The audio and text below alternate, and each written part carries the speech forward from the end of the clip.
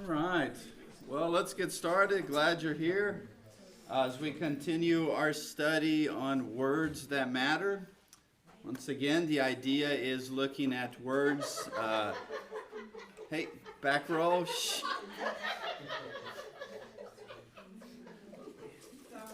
Yeah, thanks. Barry, can you take some out? I'm not getting in the middle of this, man. This sounds like domestic related. I know, we're going to have to separate some folks over here. So where was I? Words that matter. We're taking words that have, today especially, very religious connotation.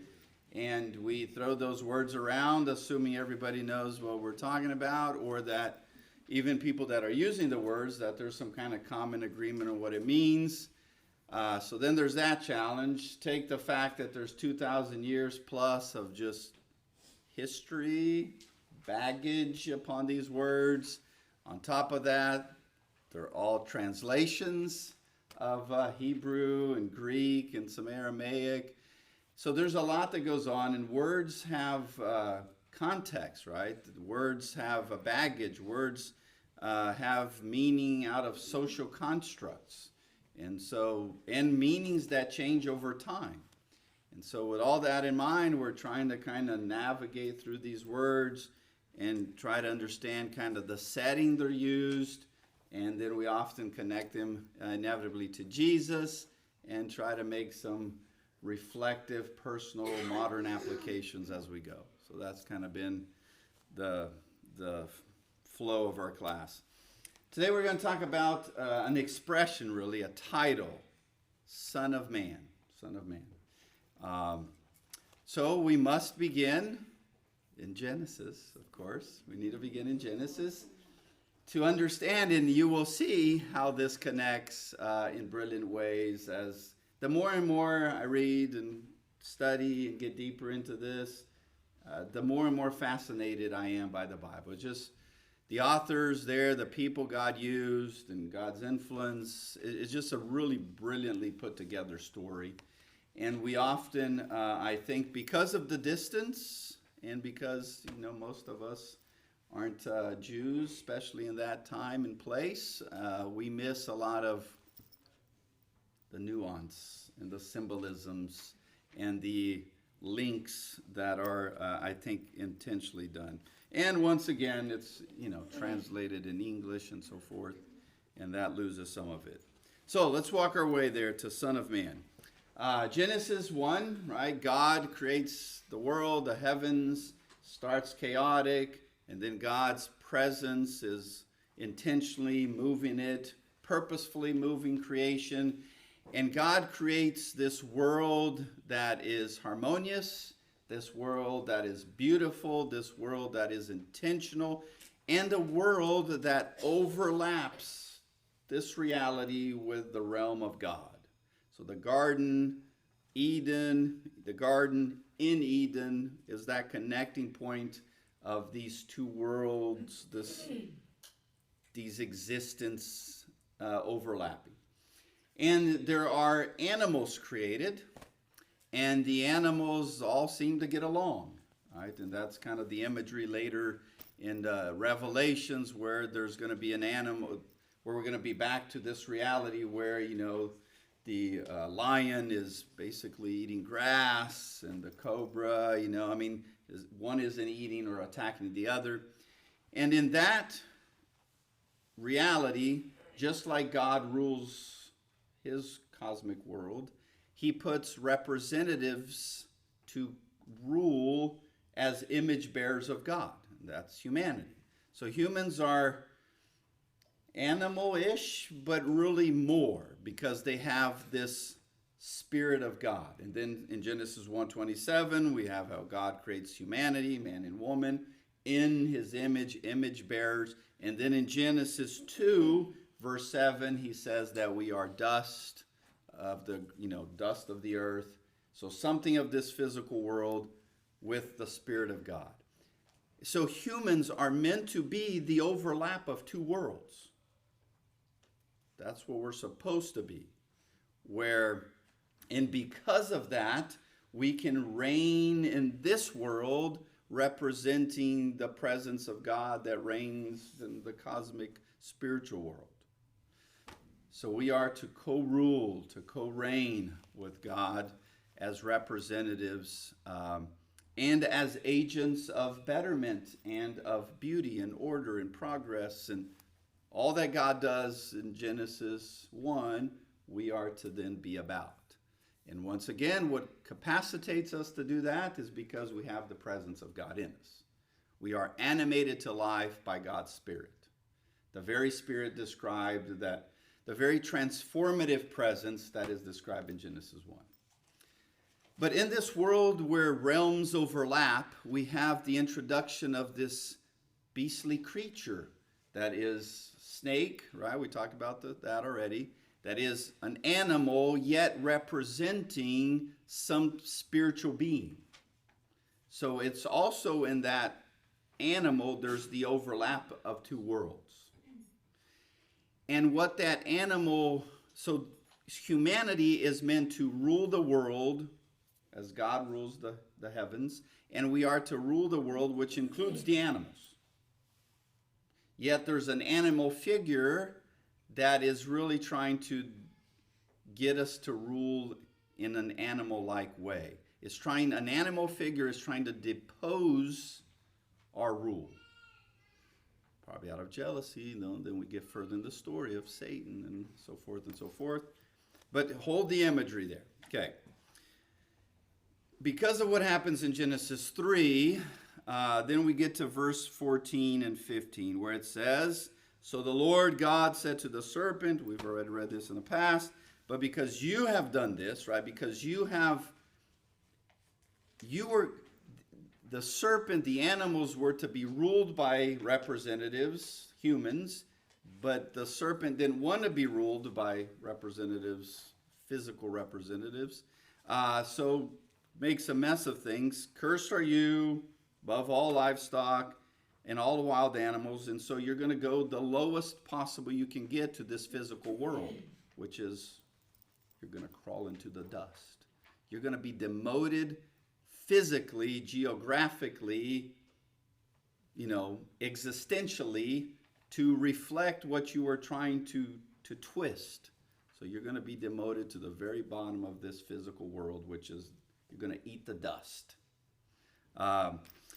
Okay, so you're going to crawl and dust all for the rest of your life, and I will put conflict between you, the serpent, animal, spiritual being, creature, and between the offsprings of the woman. And the two offsprings were going to go at each other, and then finally one child of Eve, one child of humanity, is going to stomp you at the cost of his life. Going to stomp on you, you're going to bite him, and that's somehow going to be a resolution that God has planned. Right? Spoiler alert, we know that's Jesus, but you need to see that imagery of animal and human back and forth at each other with spiritual forces behind it. It's not just talking about a human being afraid of snakes, and sometimes you get bit and sometimes you stomp on it. I guess you would stomp on it more out of fear. I don't think you go around wanting to stomp on. He's using that imagery, but to describe a spiritual reality that's going to be happening. Okay? So that imagery of animal and human is important. Then when we get to chapter 4, which is the very next story, we have two brothers, right? Two brothers that are going to... So Adam and Eve are kicked out of that overlapping world, right? The garden in Eden, they're kicked out of that. There's a spiritual bouncer put at the door, right? The flaming sword there, that spiritual bouncer put at the door. You can't come in there. And so now humanity, all the animals, the spiritual forces, they're all thrown into this physical reality that's going to be a kind of dog-eat-dog world. We're going to be at conflict with self, with each other, with creation, animals with each other. And there's going to be a physical layer of that, but that's also going to represent a spiritual layer of it.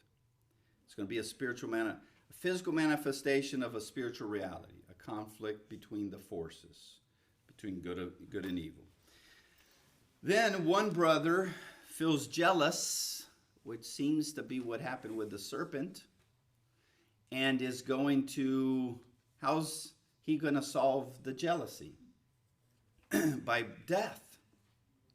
What did God say would happen if we allowed evil to enter our reality? Death. So now we have the very first, right out of the garden, interaction between a son of humanity and a child of the serpent, basically. So you have Cain and Abel. Cain's going to bash Abel over the head with a rock, and he's going to spill blood. But before that, God talks to Cain and says, "Why are you so angry?" Genesis 4, verse 6 through 8. Why are you pouting? Why are you pouting would probably be a better translation. If you do what is right, will you not be accepted? But if you do not do what is right, sin is crouching at your door. It desires to have you, but you must rule over it. So evil here is personified as an animal-like looking to pounce. So that imagery of animal-like, beastly kind of existence is carrying forth. So evil is presented as an animal trying to pounce. But you can control it. You can, if you do what's right. Well, he doesn't control it. He goes out and he acts animal-like. He kills his brother, right? Out of just rage, out of jealousy, out of like just animal-like. Okay, well, Cain is this imagery of like when you act this way, you're kicked out, is repeated here again. He's kicked even further out from the presence of God. And the consequence of Cain is you're going to go live in the world you're creating. You're going to go live in your own hell. So off he goes, and in chapter 4, verse 19, or chapter 4, verse 17, it says that he begins to build a city. The idea there isn't for you to just think of like, he's literally building a tent, and then another one, and then we need like we need a grocery store, and we need a school, and we need, a spa. I mean, whatever you think is important. That's the thought here is he's building a reality. He's building a world where humans will act animal-like. And then his genealogy is introduced. You get to verse 19. You got this dude named Lamech, and he's like, I like women, so I'm going to have more than one. And some dude messed with him, and he just killed him. And then he brags about it with a little song. I won't sing it to you. You can read verse 19 to 24. In Hebrew, it's song-like. Like he's just, maybe I could rap it for you here or something. I mean, but he's like doing it. He's bragging about it. Some guy messed with me. He was younger, and he goes to his women and like, see, what do you guess happened to him? I just killed him. Like I graveyard dead killed him. So you see death again. People acting animal-like, and then death is the consequence. But we're not, the imagery was like there's going to be this animal, serpent-like, and human. They're going to be at each other. But how are we seeing that? Humans with humans. But some of these humans are acting like the children of the serpent. They're acting animal-like. And some humans are trying to act like God, and then death and destruction come out of all that. If you go further into the story, in Genesis 10, what's called this chapter of nations, it's introduced one special character, Nimrod. And Nimrod is a mighty hunter. He is a slayer of animals and humans. And Nimrod, today we think of Nimrod as like, equivalent with stupid. But the reason is, do you know why we think of Nimrod as not a mighty slayer of animals and humans? Anybody? Fun fact.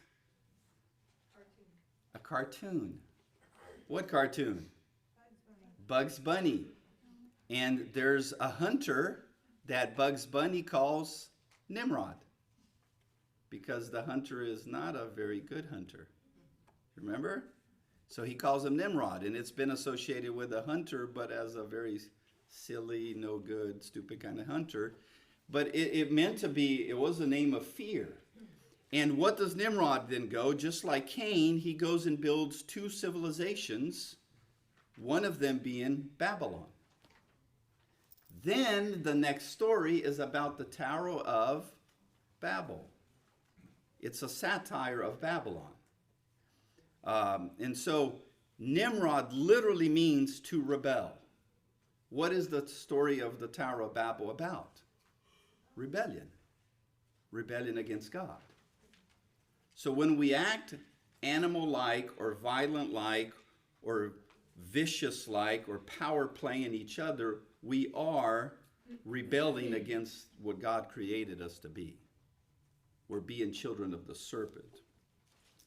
That eventually leads to Babylon returning to the scene, especially noted there in 590 or so before Jesus, where we have Ezekiel, a prophet. You want to read some trippy things, you can either go to Leviticus, which is a different kind of trippy, or you can go to Ezekiel, which is like, I don't know, UFOs trippy. You just go read it.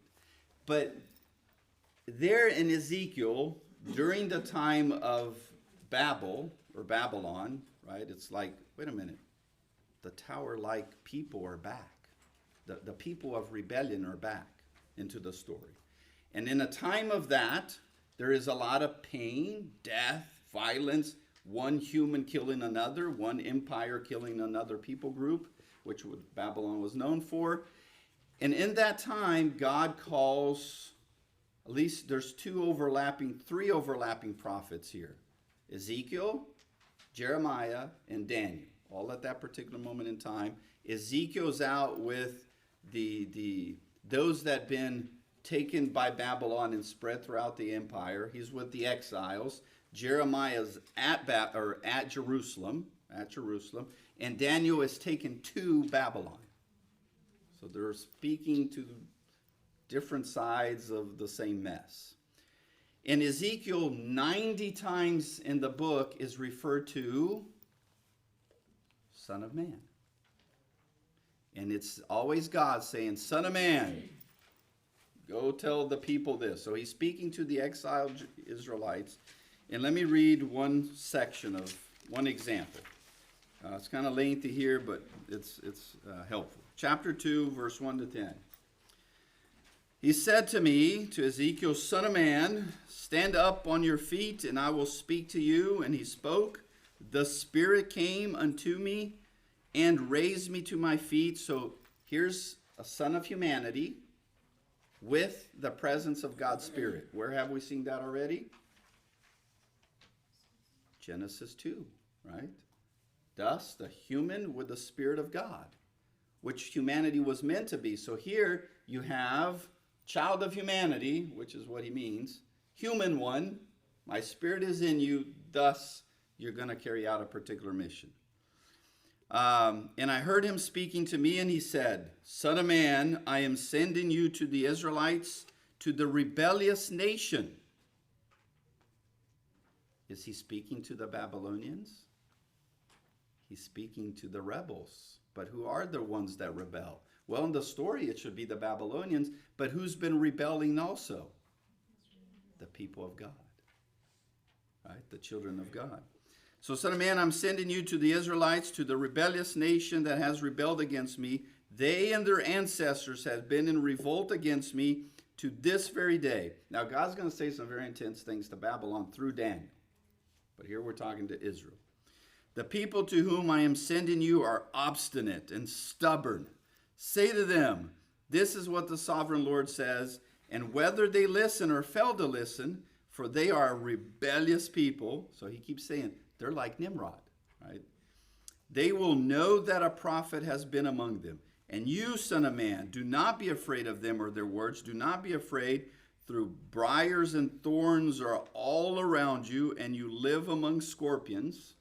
Wow, and that an interesting description of your children. Because he's talking about his kid, like Israel.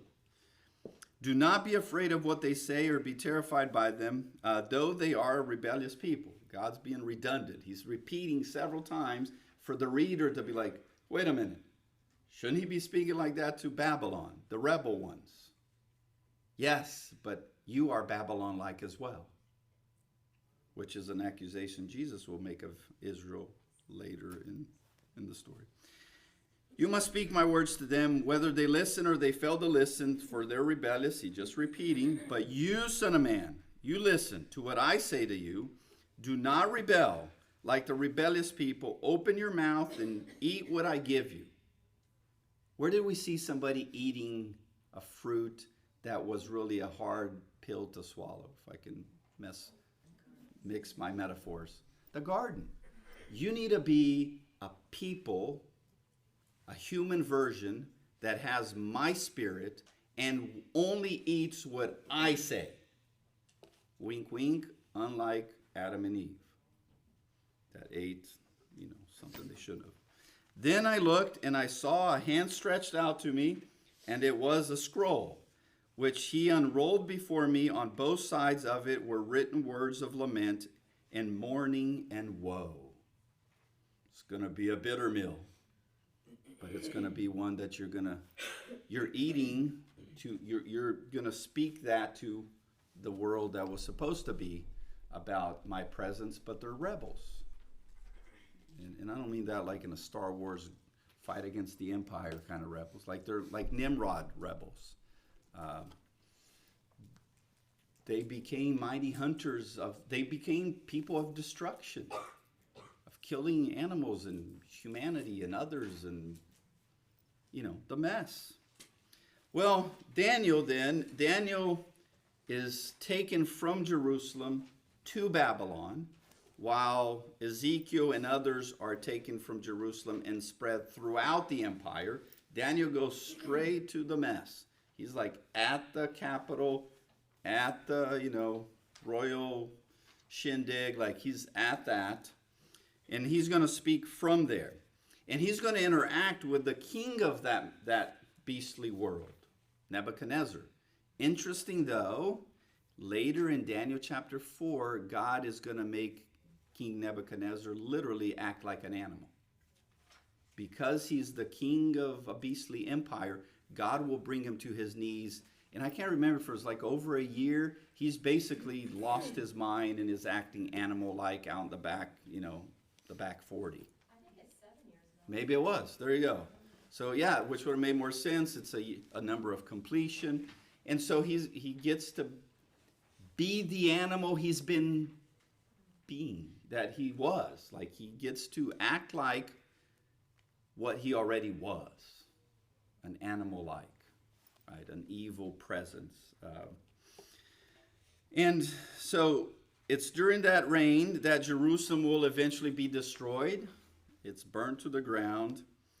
And it's through all that in chapter 7, Daniel has a trippy dream, which is another time in the Old Testament where you hear the expression Son of Man. Okay, so Ezekiel 90 plus times, here in Daniel especially during this dream.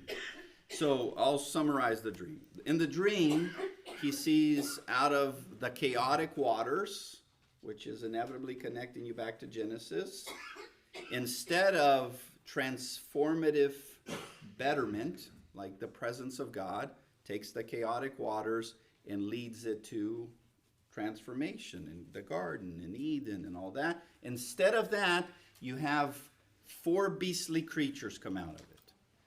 They're animal-like, but they're cosmic, beastly-looking creatures. They're not just a kitty. and a bunny, and a little goat. They're animal-ish, but a weird version of it. To you and I, you read that and you're like, whoa, this is weird. But to the ancient world, the characteristics of each one of those animals, and just in case even you were confused, the very next chapter is God, through a messenger, or an angel, explaining to Daniel what those creatures were. But you have one at a time, one beastly creature comes out of the chaotic waters, and they're just doing what these beastly creatures do. It's about death, destruction, and power.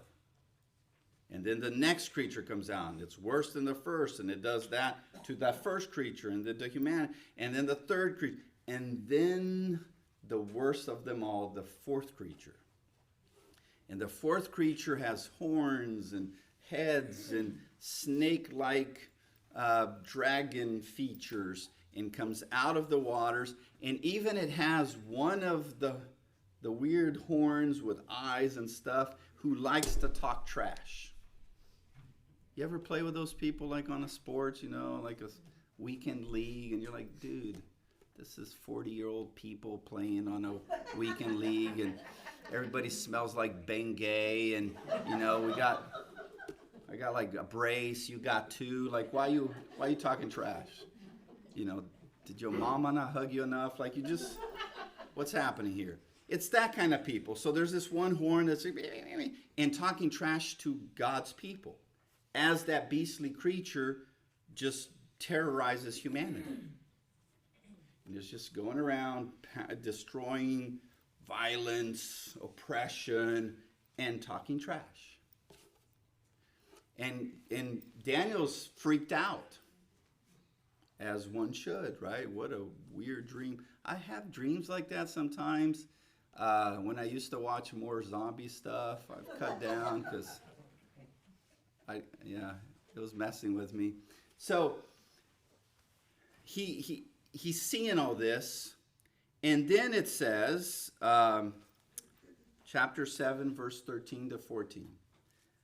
In my vision at night, so it's like a time of darkness, death and destruction and beastly creatures. And there before me was one like a son of man.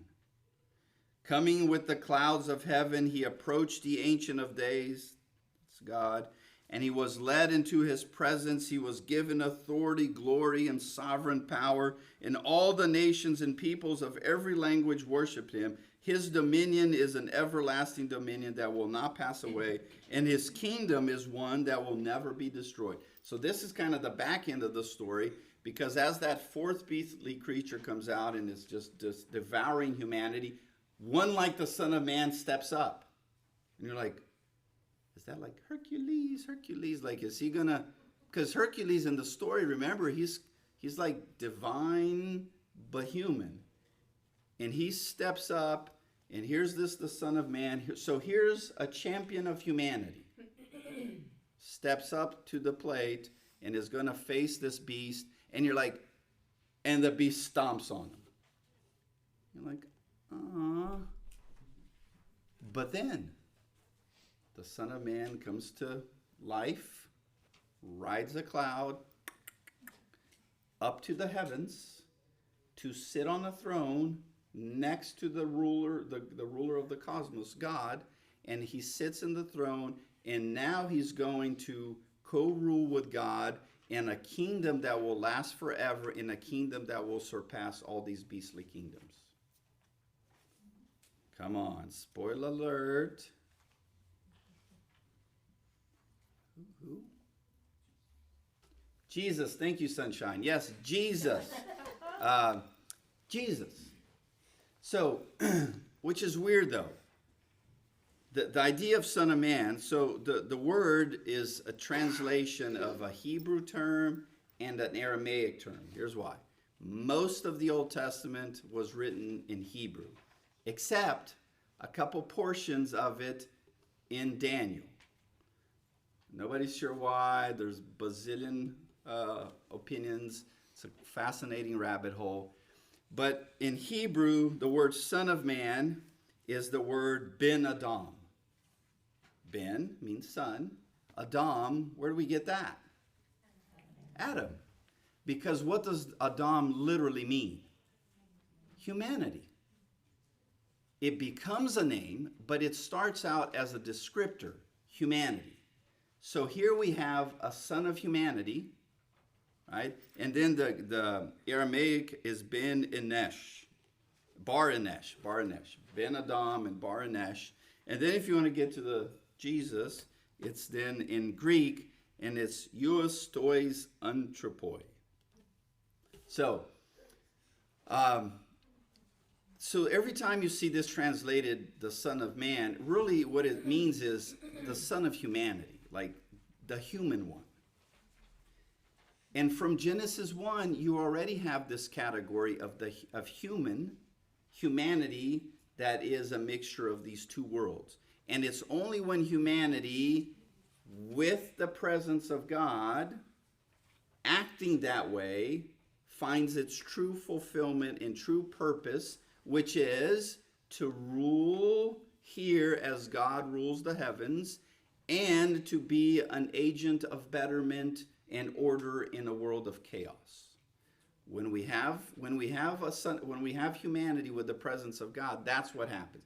When we have humanity as a child of the evil animal-like world, we have a humanity of death, destruction, power play, and violence. So we have two versions of humanity. At times, those called the sons of God act like the children of the serpent. They act animal-like.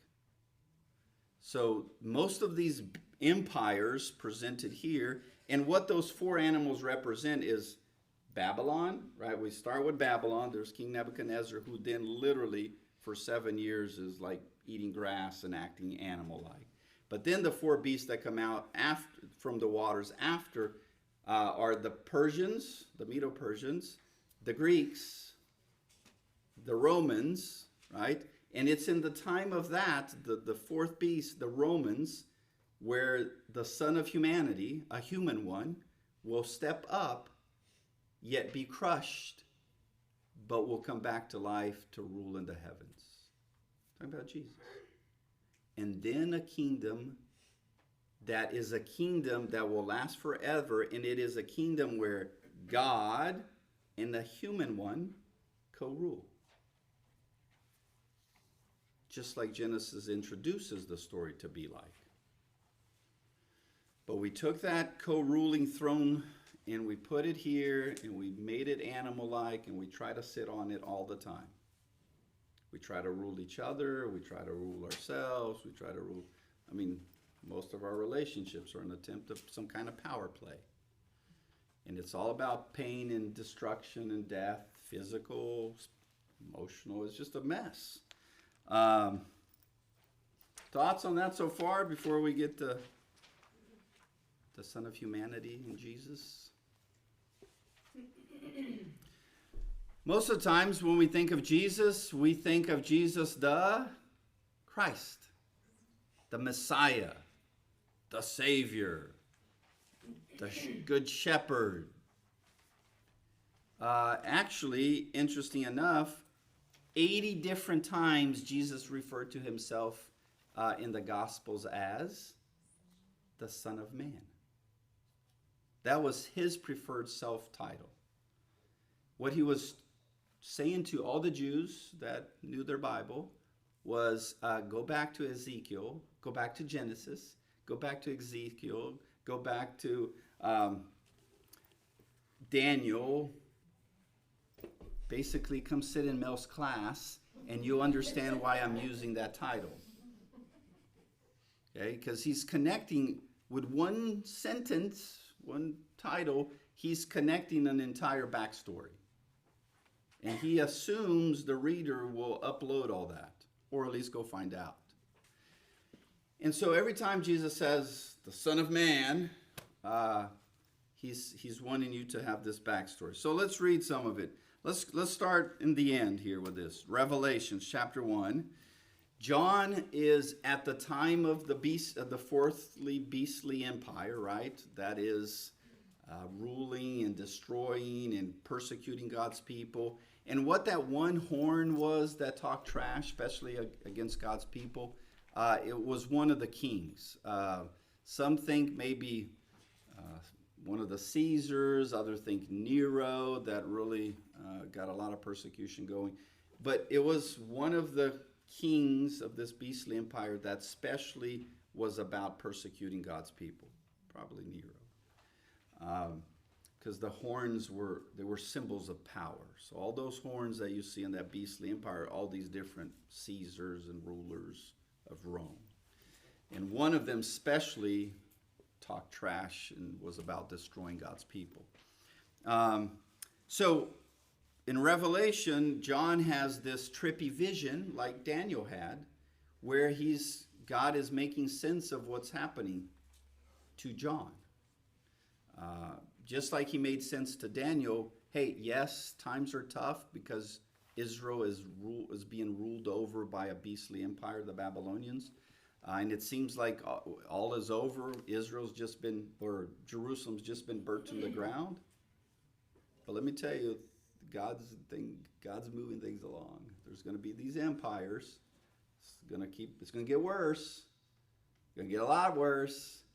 But then a son of humanity, just like he promised in Genesis 3:15. Remember, the offsprings of the serpent and the offsprings of humanity as God intended are going to be at each other. But eventually one son of humanity is going to crush evil at the cost of his life. So when that story moves, and when's that going to happen? It's at least going to be 4 empires coming during the time of Romans. Then when we're there, and by this time Jesus has died and been resurrected, we're on the other side of it, yet the beastly empire is still ruling. Rome is still doing its thing. And Christians are like, it's happening here. But where's Jesus by this time?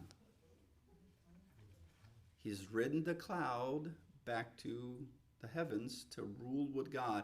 That's when he's going to start putting the beastly empires in check. And so God gives John and this new generation of followers, many of which were being killed by the beastly empire of Rome, more clarity. To you and I, we read and we're like, this is even worse. Like, I understand even less what's happening in Revelation. Ezekiel, there's probably UFOs spinning around, but here I don't even get that. But they would have, because it's deeply connected with the story in Ezekiel and with the story in Daniel and with the story in Genesis. So you really have to have a good backstory to understand Revelation. But let's read a couple things here. So this is the very beginning, chapter 1. Here's John. I turned around to see the voice that was speaking to me. Daniel had a similar experience. He has this trippy vision, and he's like super confused, and he turns, and there's a representative of God, an angel, who explains what's happening. Here's John having a similar experience, but who's this next to him? When I turned, I saw 7 golden lampstands, and among the lampstands was someone like the Son of Humanity.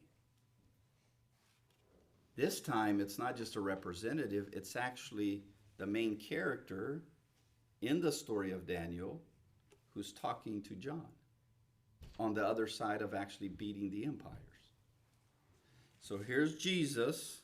He could have just said Jesus, but the Son of Man is like, it's the return of the Jedi. It's a category. It's this cool idea. And he's dressed in a robe reaching down to his feet and with a golden sash, and there's all kinds of reasons for that. Okay, so that's definitely connecting you to Daniel. Then in chapter 14, so now we're moving the story of Revelation along, or the vision. I looked, and there before me was a white cloud. Seated on the cloud was one like the Son of Humanity. Where did we hear that? Something about a cloud rider. with a crown of gold. So now he's already been crowned. He's not, this is on the other side of the empires, right? And on his head, and a sharp sickle in his hand. Well, we didn't see that in Daniel. But now it's like more emphasis. What is, as he sits on the cloud and rides up to the heavens with the crown to rule, how is he going to rule? What is he going to do with the mess that's still going on this physical reality? Well, something to do with a sickle. Anybody, a sickle? Like a popsicle? See over there licking a popsicle right in the cloud? No. Yes, it's like, it's got this big sword-looking thing, and you're just gonna, right? You're gonna use for harvest. So he's gonna do some kind of harvest. Then another angel came out of the temple and called in a loud voice to him who was sitting on the cloud, "Take your sickle and reap it," like it's time, because the time to reap has come, for the harvest of the earth is ripe. So he who was seated on the cloud swung his sickle over the earth, and the earth was hard. There's going to be a finality to it because Jesus is ruling. And when that finality comes, like it's going to be death to the serpent, descendants of the serpent, and then restoration and life and justice to the descendants of God, right? To the ones embodying humanity. Then in Hebrews chapter 2, verse 5 through 9, it is not to angels that he has subjected the world to come, about which we are speaking, but there is a place where someone has testified, and that someone is Psalm 8, especially verse 4. What is mankind that you are mindful of them, and the Son of Man that you care for him? You made them a little lower than the angels. You crowned them with glory and honor and put everything under their feet. There in Psalms, it's talking about humanity. Because humanity in Genesis, Adam and Eve, were lower than angels, right? Because there's something of this world with the presence of God. Yet somehow God empowered them to rule. But we did that quite sucky. We're very bad at that. We do that evil-like. And so Jesus is that fulfilled. So then the writer of Hebrews takes the psalm that's talking about humanity and says, actually, that's achieved in Jesus. So that's his interpretation of it. So in putting everything under them, God left nothing that is not subject to them. Yet, right, humanity was supposed to, yet, at present, we do not see everything subject to them. Humanity is still doing a mess. But we do see Jesus, who was made lower than the angels, like as a human, for a little while, now crowned with glory and honor because he suffered death, like Daniel 7, so that by the grace of God he might taste death for everyone. But we know that he succeeded, came out of that. So what humanity is eventually going to co-rule again, but only the version of humans that are following Jesus, because Jesus is humanity finally done right. And here's a couple other times that Jesus refers to himself as Son of Man. Matthew 9, but I want you to know that the Son of Man has authority on earth to forgive sins. So that was a whole interesting thing with Jesus and the Pharisees. Then he heals a paralytic. Then in Matthew 20, verse 28, just as the Son of Man did not come to be served, but to serve and to give his life as a ransom for many. The way to rule is not like the evil rulers that have humanity serving them and they're power playing everybody. The right way to rule as God intended is for us to be agents of betterment to others.